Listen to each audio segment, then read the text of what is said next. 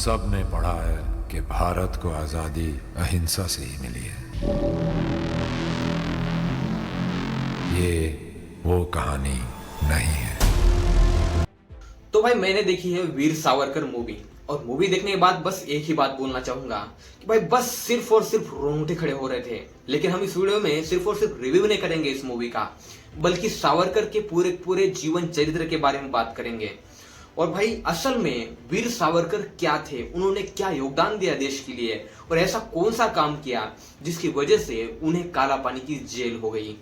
और इतने पढ़े लिखे आदमी एक ब्राह्मण परिवार से आते हुए भी इतने हिंसक किस तरह से बन गए और क्यों बन गए, ये सारी चीजें आपको भी जाननी होगी। और यही सारी चीजें मैं आपको इस वीडियो के अंदर, इस वीडियो के माध्यम से पूरे डिटेल में बताने वाला हूं। अब भी जो कांग्रेस चल रही है, ये कांग्रेस किस तरह से सावरकर जी के विचारों को दबाने की कोशिश करती है, और भाई राहुल गांधी ने किस तरह से सावरकर जी पे एक लांछन लगाया, वो भी हम इस वीडियो में आगे देखेंगे। और इससे पहले पंडित नेहरू हो या फिर महात्मा गांधी हो, क्यों सावरकर जी के विचारों से प्रेरित नहीं होते थे या फिर सहमत भी नहीं होते थे, और इतने महान विचार वाले इंसान को इन्होंने किस तरह से एक देशद्रोही कहा या फिर इन्हें एक माफीवीर कहा।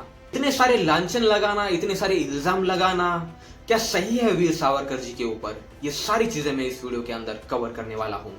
और भाई मैंने पूरी तरह से स्टडी किया है, एकदम बारीकी से स्टडी किया है, और हर एक चीज मूवी हो या फिर रियल लाइफ जो उनकी घटी है, कुछ पुस्तकों की बातें हो, ये सारी चीजें मैंने स्टडी की है। और इसी के बदौलत मैं ये वीडियो बना रहा हूँ, और ये वीडियो आपके सामने है। तो चलिए स्टार्ट करते हैं। तो हमारे भारत देश के अंदर सबसे पहला स्वतंत्रता संग्राम जो है वो 1857 में हुआ था, और 1857 में हिंदू हो मुस्लिम हो ये सारे भाई भाई मिलकर लड़े थे। अगर वही 1857 का जो लड़ा था, स्वतंत्र संग्राम था, अगर ब्रिटिशों ने दबाया नहीं होता तो हमें लगभग 90 साल पहले ही हमारा देश स्वतंत्र हो चुका होता। तो बात करते हैं वीर सावरकर के बारे में। 1883 में महाराष्ट्र के नासिक जिले में भगूर नामक गांव में स्वतंत्र वीर सावरकर जी का जन्म हुआ। नाम विनायक दामोदर सावरकर, पिता का नाम दामोदर और माता का नाम राधाबाई। सावरकर जी के माता पिता एक ब्राह्मण होने के नाते उन्हें वेद उपनिषद इनका बहुत सारा ज्ञान था, और वही ज्ञान वीर सावरकर जी को भी अर्जित था। वेद हो, उपनिषद हो या फिर छत्रपति शिवाजी महाराज का इतिहास हो, वो सारी बातें उन्हें कुछ करने के लिए, अपने जीवन में कुछ बड़ा करने के लिए प्रेरित करती थी।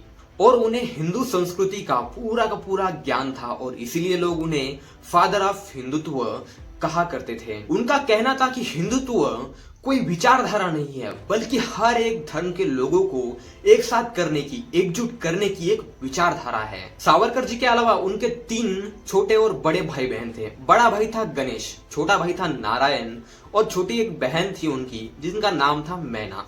और जब सावरकर जी छोटे थे 10 साल के, तभी उनकी माँ गुजर गई, और भाई माँ सुनकर ही आंखों में आंसू आने लगते हैं। सावरकर जी 5वीं कक्षा में थे, तभी वो देशभक्ति की कविताएं लिखते और अपने क्लास में सुनाते, और उससे भी लोग और उनके मित्र बहुत ही प्रेरित होते, और उनके मन में भी देशभक्ति की भावना जाग उठती। 1897 में एक बहुत बड़ी महामारी फैल गई थी, प्लेग नाम की, और उसी बीच अंग्रेजों ने पूरे पूरे भारतवासियों को मरने के लिए छोड़ दिया, और उस इलाज के बारे में कुछ भी नहीं सोचा। तो उसी प्लेग की बीमारी में उनके जो पिताजी थे दामोदर, उन्हें भी वो प्लेग हो गया था। और उन्होंने मूवी के अंदर आपने देखा होगा, वो दरवाजा बंद कर लेते हैं, ना खाते हैं ना पीते हैं, और ना ही किसी को अपने सामने या फिर आसपास आने देते हैं, और वो मूवी के अंदर भी मर जाते हैं। और उनका पार्थिव शरीर अंग्रेज लोग उठा के, उनके सैनिक उठा के एक जगह पे डाल देते हैं। वो अकेले नहीं मरे होते उस प्लेग की बीमारी में, ऐसे बहुत सारे सैकड़ों लोग होते हैं जो कि आपने मूवी के अंदर देखा होगा कि फेंक देते हैं गड्ढे में, और वहां पे पेट्रोल वगैरह डाल के उन्हें जलाया जाता है। तो आपने वो सीन देखा होगा मूवी के अंदर। उस सीन को देख कर ना आंखों में आंसू आ गए थे। अगर यही परिस्थिति कोरोना के टाइम पे होती है, अगर ठीक से सही निर्देश नहीं दिए होते हमें सरकार ने, और ठीक से सोई सुविधाएं उपलब्ध नहीं की होती, तो हमारे भारत देश का फिर से प्लेग जैसा ही हाल होता। और इसी बात के गुस्से में आकर, जिन्हें हम चाफेकर बंधु कहते हैं, जो कि हमारे भारतवर्ष के प्रथम क्रांतिकारी थे, उन्होंने प्लेग कमिश्नर की गोली मारकर हत्या कर दी और उसी बीच उन्हें फांसी पर चढ़ाया गया। और इसी बात को मन में रखते हुए सावरकर जी ने गणेश उत्सव, शिवाजी महाराज का उत्सव, ऐसे बहुत सारे उत्सव जो है वो चालू किए और नए युवाओं को एक प्रेरणा दी और उनके अंदर भी देशभक्ति की भावना जगाने की कोशिश की। 1901 में उन्होंने मैट्रिक की पढ़ाई पूरी कर ली और पुणे के फर्ग्यूसन कॉलेज में दाखिला लिया और वहीं पर वीर सावरकर जी की भेंट जो है वो लोकमान्य तिलक जी से हुई और लोकमान्य तिलक जी उनके कविताओं से भली भांति वाकिफ थे। 22 अगस्त 1906 में लोकमान्य तिलक जी ने विदेशी वस्त्रों की एक बड़ी होली चलाई और उसके अध्यक्ष भी लोकमान्य तिलक जी थे और उसी मौके का फायदा उठाते हुए वीर सावरकर ने एक कणखर भाषण दिया और उस भाषण से लोकमान्य तिलक जी बहुत ही प्रेरित हुए और उनका अगला उत्तरदायी जो है उन्हें मिल गया। और वही होली आपने रणदीप हुड्डा की वीर सावरकर मूवी के अंदर भी देखी होगी, जहां पर लोकमान्य तिलक जी भी होते हैं और बहुत सारे लोग होते हैं, हजारों के तादाद में लोग होते हैं। उन्होंने रात को बड़ी होली चलाई थी वहां पे। तो सावरकर जी के अंदर ऐसे ही वीरता नहीं आई थी। मैं जब चौथी कक्षा में था ना, तब हमें शिवाजी महाराज का इतिहास था और उस इतिहास को सुनकर हमारे मन में भी एक देशभक्ति की भावना जगती थी और हमें तो वो सारा का सारा इतिहास जो है सावरकर जी ने पूरी तरह से पढ़ लिया था और उनके भी प्रेरणा स्रोत जो थे वो थे छत्रपति शिवाजी महाराज। 9 जून 1906 को उनकी 12वीं की पढ़ाई पूरी कर वो ग्रेजुएशन की पढ़ाई के लिए लंदन की ओर निकल पड़े। इंग्लैंड के अंदर पंडित श्यामजी वर्मा वही इंडिया हाउस चलाते थे और वहीं पे सावरकर जी जाकर रहने लगे। और उसी साल 1906 में सावरकर जी ने फ्री इंडिया सोसाइटी की स्थापना की और उस सोसाइटी के मेंबर थे भाई परमानंद, लाला हरदयाल, मदनलाल धिंगरा और भी बहुत सारे कार्यकर्ता थे। सच कहूं ना तो स्वतंत्र वीर सावरकर जी को हर कीमत पर देश को आजाद करना था। वो देश में रहे या फिर देश के बाहर रहे फर्क नहीं पड़ता है, लेकिन देश की आजादी होनी चाहिए। और उसी साल 1906 में 1857 का स्वतंत्र संग्राम जो हुआ था हमारे भारत देश में, उसे अच्छे से उन्होंने स्टडी किया और उसी के ऊपर 1857 का स्वतंत्र संग्राम एक ग्रंथ जो है उन्होंने 1906 में ही लिख लिया था। और ये वही पुस्तक थी जिसे अंग्रेजों ने भारत आने से रोका और वापिस स्वतंत्र वीर सावरकर जी के पास ही भेज दिया। लेकिन पुस्तक को पहले मराठी में लिखा गया था, उसके बाद उन्होंने इसका अंग्रेजी अनुवाद किया और बाहरी देशों में प्रचलित किया। बहुत सारे लोगों ने पढ़ा और काफी हद तक ये फेमस भी हो गई। और इसी बीच सुभाष चंद्र बोस जो थे उन्होंने भी एक किताब पढ़ी थी और इन्हीं से प्रेरित होकर वो भी भारत देश के लिए या फिर भारत देश के आजादी के लिए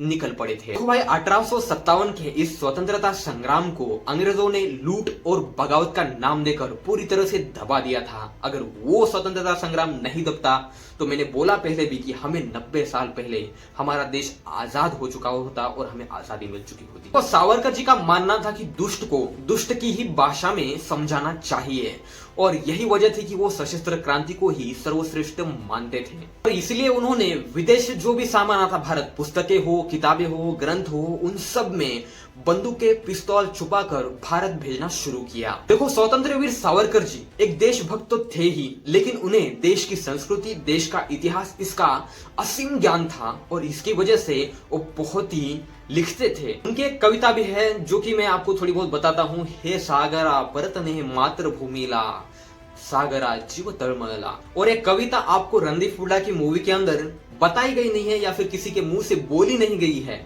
लेकिन ये कविता जो है उन्होंने कुछ दृश्यों के जरिए मूवी के अंदर बताई है, जहां पर उनके कुछ बच्चे मरते हैं और बच्चे मरने के बाद जिस तरह से वो तड़मड़ते हैं और समुद्र के अंदर अपने हाथ पैर मारते हैं ना, वो सीन मूवी के अंदर है। तो सावरकर जी को वेद ग्रंथों का बहुत सारा ज्ञान था, इसलिए वो रामायण और राम को भारत की आत्मा मानते थे। तो वीर सावरकर जी ऐसे इंसान थे और इन्हीं के बारे में अटल बिहारी वाजपेयी क्या कहते हैं आप इस वीडियो में सुनो एक बार। सावरकर माने त्याग, सावरकर माने तप, सावरकर माने तत्व, सावरकर माने तर्क, सावरकर माने तारुण्य,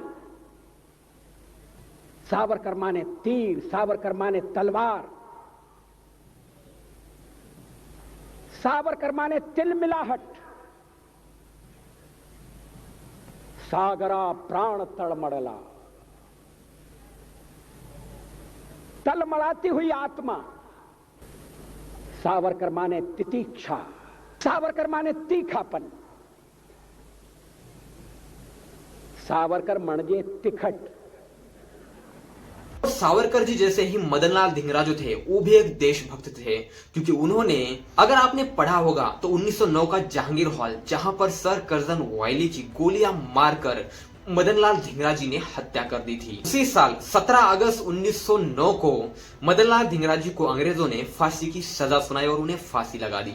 अंग्रेजों के 150 साल के शासनकाल में जितने भी हमारे महान वीरों ने अपने प्राण दे दिए अपनी मातृभूमि के लिए, उनका उतना ही योगदान है जितना कि महात्मा गांधी का। हम किसी को भी कम नहीं आंक सकते यहाँ पे। और उन्हीं वीरों में से स्वतंत्र वीर सावरकर जी थे। वो कहते थे कि अंग्रेजों के हाथों यूं ही मरने से अच्छा है कि आप अंग्रेजों को मार कर मरा जाए, क्योंकि उनके इन्हीं विचारों की वजह से उन्हें जो है हिंसावादी कहा जाता है। कि आपने मूवी के अंदर एक डायलॉग सुना होगा गांधी जी के मुंह से। वहां पे गांधी जी कहते हैं हिंसा से संघर्ष हो सकता है लेकिन समाधान नहीं। लेकिन स्वतंत्र वीर सावरकर जी का उन्हें जवाब क्या होता है पता है? वहां पे वो बोलते हैं, मैं ऐसे लोगों को ढूंढ रहा हूं जो जिंदा अंग्रेजों का कलेजा फाड़ कर खा जाए। स्वतंत्र वीर सावरकर जी ने हर युवा के हाथ में गन थमा दी थी और उन्हीं में से थे 16 साल के अनंत लक्ष्मण कान्हेरे, जिन्होंने नासिक के अधिकारी जैक्सन की गोली मारकर हत्या कर दी थी। और जाहिर सी बात है कि भाई अंग्रेजों ने इन्हें भी फांसी की शिक्षा दे दी। और ये सारी की सारी चीजें घटने के बाद ना अंग्रेजों को पता चला कि इन सारे के सारी चीजों के पीछे जो भी मर रहा है इंडिया में, उन सारी चीजों के पीछे स्वतंत्र वीर सावरकर जी का हाथ है। तो अंग्रेज उन्हें पूरी तरह से परेशान करने लगे, हर तरफ से परेशान करने लगे। और यहीं से स्वतंत्र वीर सावरकर जी के कठिन परिश्रम की शुरुआत होती है और यहीं से काला पानी की भी शुरुआत होती है। और 13 मार्च 1910 को उन्हें विक्टोरिया स्टेशन से गिरफ्तार कर लिया गया और गिरफ्तार करने के बाद कर्जन वायली और जैक्सन के हत्या के प्रेरणा देना और उन्हें हथियार सप्लाई करना, ऐसे बहुत सारे अलग अलग उनके ऊपर इल्जाम लगाए गए और मुकदमे चले। और उस टाइम पे उनके बहुत सारे दोस्त मित्र थे अंग्रेजी, जो कहते थे कि भारत देश के अंदर स्वतंत्र वीर सावरकर जैसा महान देशभक्त कोई नहीं है। और उसी बीच उनके जो दोस्त थे उनकी तरफ से या फिर उन्हें सुनाई गई कविताएं, भाषण, इन सारी चीजों से वो बहुत प्रेरित होते थे और वो भी देशभक्ति की ओर, देशभक्ति की डगर पर चल पड़ते थे। और 1 जुलाई 1910 को उन्हें इंग्लैंड से इंडिया भेज दिया गया। और उसी बीच जिस बोट से उन्हें इंडिया भेज दिया जा रहा था, वहीं पे उन्होंने बाथरूम के बहाने जाकर उस जहाज से छलांग लगाई और छलांग लगाकर और एक बंदरगाह पर पहुंचे। लेकिन वहां से भी ब्रिटिश सरकार ने या फिर उनके सैनिकों ने उन्हें धर दबोचा और वहां से पूरे फिर से इंडिया लेकर आ गए। जहाज से कूदने वाला जो सीन था ना भाई, और जहां पर जिस तरह से उन्होंने वहां पे मूवी के अंदर दिखाया है और रणदीप हुड्डा जिस तरह से कूदते हैं और कूदने के बाद वो बंदरगाह पर पहुंचते हैं, लेकिन वहां पे भी फ्रांसीस जो पुलिस होती है वहां की बंदरगाह की, वो उन्हें पकड़ लेती है और वहीं से वो ब्रिटिश के हवाले उन्हें कर देती है। वो सीन भी काफी जबरदस्त था मूवी के अंदर। और फिर उन्हें लाकर पुणे के यरवड़ा जेल में रखा गया और वहां पर भी उनके ऊपर बहुत सारे मुकदमे चले और यहीं पर उन्हें 50 साल की काला पानी की सजा सुनाई गई और उन्हें काला पानी भेज दिया गया। लेकिन स्वतंत्र वीर सावरकर जी आजादी की ज्वाला जो है देश के हर जवान के दिल में जगा चुके थे। और जब वो जेल में थे पुणे में, तब उनके लिए बाहर, जेल के बाहर, अदालत के बाहर हजारों की संख्या में लोग जमा हुए थे। उन्हें काला पानी भेज दिया गया और वहां का जेलर था बारी और बहुत ही क्रूर था वो।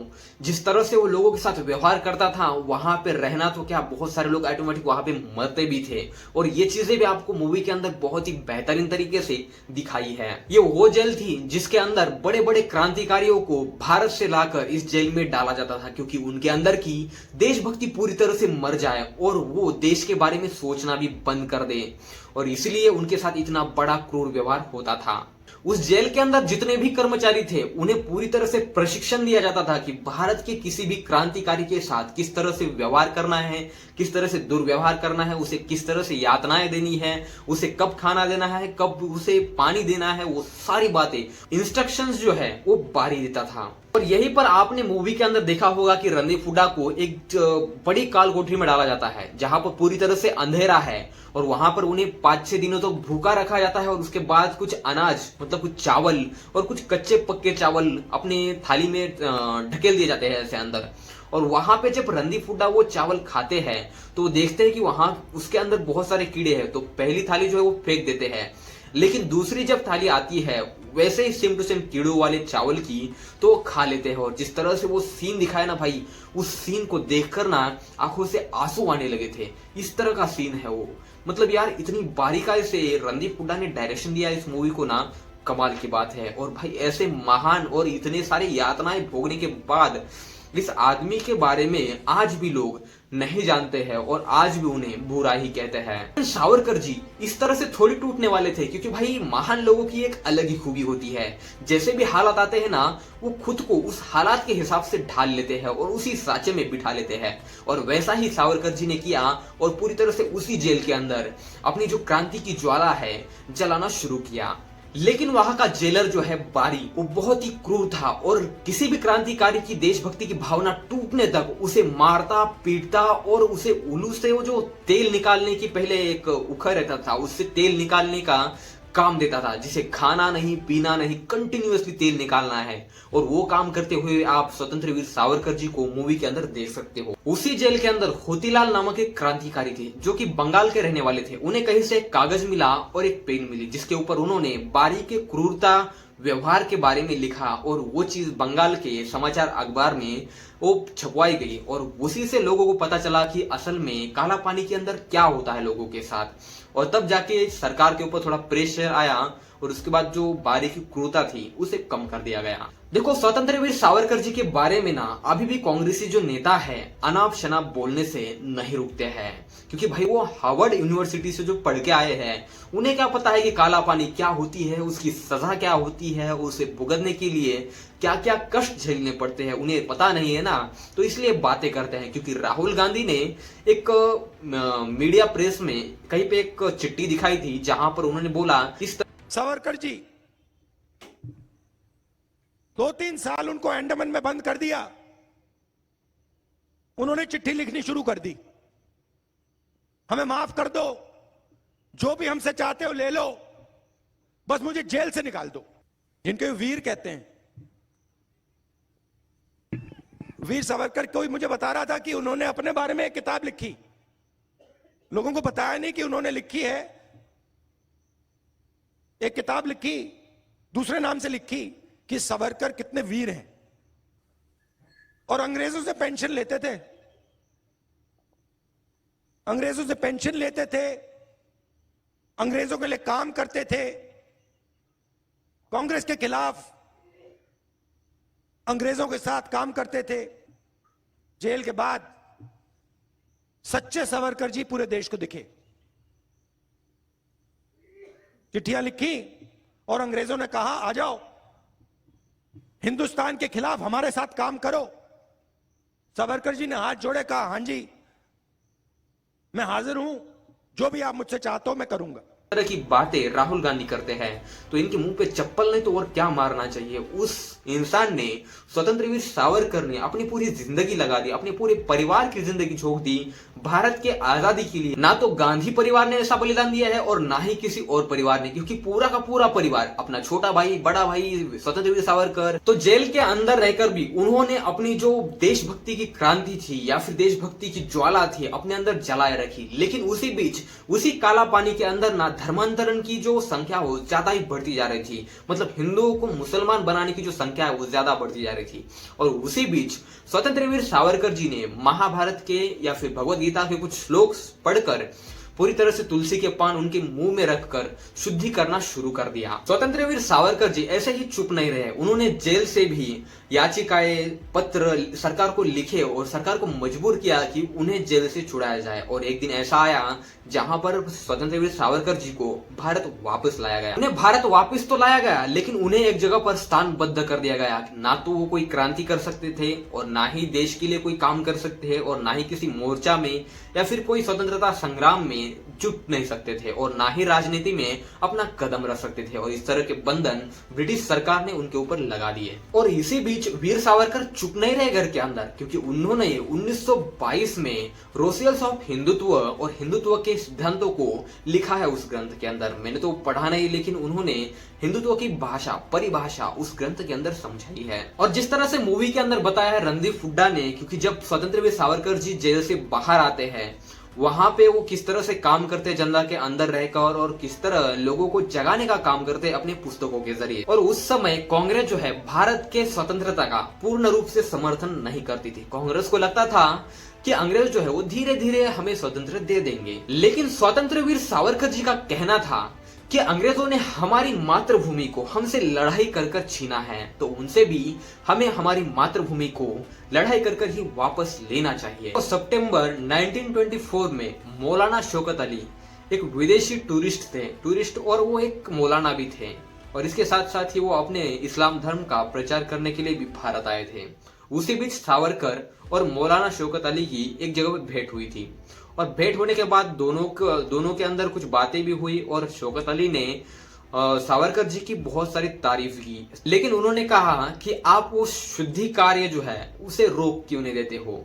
तभी वीर सावरकर जी ने बोला कि जब आप धर्म परिवर्तन रोकोगे तब मैं मेरे बारे में कुछ बोल सकता हूँ, कुछ कर सकता हूँ। लेकिन मौलाना शौकत अली को तब भी गुस्सा आया, और वो गुस्से में बोला कि मैं सावरकर तुम्हारे साथ में कुछ भी कर सकता हूँ। तभी सावरकर जी ने छत्रपति शिवाजी महाराज का एक उदाहरण दिया, और उन्होंने कहा कि अफजल खान भी छत्रपति शिवाजी महाराज को मारने आया था। तब जाके वो मौलाना चुप हुआ। और 1927 में रत्नागिरी में गांधी जी जब अपने कुछ प्रचार के लिए आए थे, तब सावरकर जी से वो मिलने आए थे, और जाहिर सी बात थी कि सावरकर जी जो है वो हिंसावादी विचार के थे, और जो गांधी जी थे वो अहिंसावादी विचार के थे, बिल्कुल ही नहीं बनती थी। लेकिन उसी टाइम पे गांधी जी जो है वो कांग्रेस के लिए बहुत ही बड़ा नाम थे, और 1937 में 10 मई को स्वतंत्र वीर सावरकर जी को पूरी तरह से रिहा कर दिया गया। मतलब वो कुछ भी कर सकते थे देश के अंदर, वो क्रांति कर सकते थे, राजनीति में जा सकते थे, और उसी टाइम पे राजनीतिक दल जो है बहुत सारे स्वतंत्र वीर सावरकर जी को अपनी पार्टी में शामिल करने के लिए बेताब थे, और उन्हीं में से एक थे पंडित जवाहरलाल नेहरू। और स्वतंत्र वीर सावरकर जी को पता था कि कांग्रेस पार्टी किस तरह की विचारधारा की है, तो इसलिए उन्होंने कांग्रेस पार्टी को पूरी तरह से नकार दिया। लेकिन उसी समय हिंदू महासभा के नेता भाई परमानंद जी ने स्वतंत्र वीर सावरकर जी को हिंदू महासभा ज्वाइन करने का अनुरोध किया, और उस समय स्वतंत्र वीर सावरकर जी ने हिंदू महासभा को ज्वाइन किया, और उसी टाइम पे भारत के विभाजन की बात चल रही थी, और इसीलिए कुछ मुस्लिम नेता राजनीति में नए नए उतरे थे। उन्हीं में से थे अली जिन्ना, जिन्होंने भारत के विभाजन में बहुत बड़ा हाथ लगाया और भारत को पूरी तरह से विभाजित करके एक पाकिस्तान मुल्क बनाया। स्वतंत्र वीर सावरकर एक देशभक्त तो थे ही, लेकिन देश की सुरक्षा को लेकर वो बहुत ही सतर्क थे।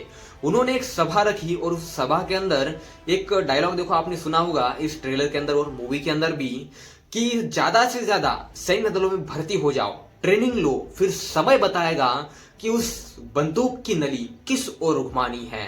तो ये डायलॉग सुन के आपके तो रोंगटे खड़े हुए होंगे, मेरे तो रोंगटे खड़े हुए तो भाई, क्योंकि ये डायलॉग सुन के मुझे लग रहा था ऐसे डायलॉग ना 10-15 और मूवी में होते ना, तो भाई मैं सीटी तालियां बजाता और आगे स्टेज पे जाके नाचता ही। तो उस टाइम पे हिंदू महासभा के बहुत ही बड़े नेता थे स्वतंत्र वीर सावरकर जी। तो उस टाइम पे वर्ल्ड वॉर 2 चल रही थी, तो उन्हें दिल्ली के governor Lord Lincoln Savarkar ji को दिल्ली बुलाया, और इसके ऊपर उनके क्या विचार है ये जानने चाहे। वहां पे उन्होंने स्पष्टता से कहा कि भारत के सीमाओं के ऊपर हिंदुओं को, गोरखा भाइयों को और सिख भाइयों को तैनात कर देना चाहिए, और यही बात हिंदुओं के हित में होगी। उसी टाइम पे भारत और पाकिस्तान के बंटवारे की बात जो है बहुत ही तेजी से देश में फैल रही थी, और इसके ऊपर पंडित जवाहरलाल नेहरू हो या फिर गांधी हो, ये दोनों के दोनों चुप थे। क्या है कि सावरकर जी हिंदू विरोधी राजनीति को बहुत ही नुकसानदायक मानते थे, और इसी बात से गांधी जी और पंडित जवाहरलाल नेहरू सहमत नहीं थे। और दिसंबर 1940 में जब दोबारा वो हिंदू महासभा के अध्यक्ष बने, तो उन्होंने कहा कि अहिंसा की नीति पूरी तरह से पाप है, और सावरकर जी की इसी बात ने कांग्रेस के नेताओं को आग बबूला कर दिया, और गांधी जी भी चुप नहीं रहे। गांधी जी ने कहा कि सत्य और अहिंसा से ही स्वतंत्र मिल सकता है। इसीलिए लोग कहते हैं कि स्वतंत्र वीर सावरकर जी के विचारों पर अगर गांधी जी चलते तो भाई भारत 35 से 40 साल पहले ही आजाद हो चुका होता। तो भाई वीडियो ना पहले बहुत लंबा बन चुका है, तो यहाँ पे मैं वीडियो को खत्म करता हूँ, क्योंकि यहाँ से आगे की स्वतंत्र वीर सावरकर जी की जो कहानी है वो हम अगले वीडियो में कवर करेंगे, और इनके ऊपर एक स्पेशल वीडियो या फिर शॉर्ट वीडियो बनाएंगे। तो भाई ये सारी बातें सुनने के बाद आप किसे देशद्रोही या फिर और आप किसे माफीवीर कहोगे? क्योंकि भाई गांधी जी ने तो ऐसा कोई काम बड़ा नहीं किया जिस तरह से स्वतंत्र वीर सावरकर जी ने इंग्लैंड में जाकर क्रांति की, उसके बाद वो काला पानी जेल भी गए और बहुत सारी चीजें की उन्होंने, और उनके जीवन में बहुत सारी यातनाएं हुई और उस आखिर तक पंडित जवाहरलाल नेहरू ने उन्हें बार बार अरेस्ट कर कर ये कहने की कोशिश की कि गांधी जी की हत्या जो है उनके पीछे सावरकर जी का हाथ था। लेकिन आपने इस मूवी के अंदर ये डायलॉग सुना होगा कि जहां पे वो रणदीप हुड्डा बोलते हैं कि भाई आप जानते हैं कि कांग्रेस के किसी भी नेता को काला पानी की जेल क्यों नहीं हुई? सच कहूं तो आखिर हमसे पूरी हिस्ट्री जो है छुपाई गई है और पूरी तरह से कांग्रेस के इस 70 साल के करियर में, 75 साल के करियर में कांग्रेस के, इन्होंने पूरी तरह से हमें इतिहास पढ़ाया ही नहीं है। उन्हें जो सही लगा वही हमें पढ़ाया और वही हमें पता है। और यही सारी बातें जानने के बाद जो कुछ एक यूट्यूबर है ना, उन्हें बहुत ही बातें खटकती है। क्यों खटकती है पता है? क्योंकि उन्होंने सत्य देख लिया आंखों के सामने और उन्हें भी झूठ ही पसंद है, उन्हें भी सत्य पसंद नहीं है। और जब सत्य उनके सामने रखा तो उन्होंने बोला कि ये कुछ ज्यादा ही बोल दिया, ये फिल्म प्रोपोगेंडा है, ऐसी है वैसी है, बहुत सारी बातें हुई। लेकिन मूवी जबरदस्त बनी है, ये आपको भी पता है, मुझे भी पता है। तो भाई मैं ज्यादा कुछ बोलना नहीं चाहूंगा क्योंकि इतना सारा मैंने बोल दिया है कि आप इस एक एक बात पे गौर कर सकते हो और आप इस बात को जान सकते हो कि असल में सत्य कौन था, अहिंसावादी कौन था, हिंसावादी कौन था और किसकी वजह से भारत को जो आजादी है वो लेट मिली। मैंने तो पूरा का पूरा स्वतंत्र वीर सावरकर जी का इतिहास जो है वो आपके सामने रखा है। तो आपको डिसाइड करना है, या तो आप स्वतंत्र वीर सावरकर जी का बुक पढ़ो या फिर ये मूवी देख लो। आप कुछ भी करो, मतलब दोनों के दोनों सही है और परफेक्ट है। तो भाई और क्या ही बोलो यार, क्योंकि वीडियो में अगर आपको कुछ पसंद आया हो तो इस वीडियो को लाइक करो, शेयर करो, कमेंट करो और आपके अपने बालाजी फिल्म वाला चैनल को सब्सक्राइब करना बिल्कुल मत भूलो। तो मिलता हूं आपसे ऐसे इंटरेस्टिंग नेक्स्ट वीडियो में, तब तक के लिए लेता हूं मैं अलविदा। Take care, see you soon, bye bye.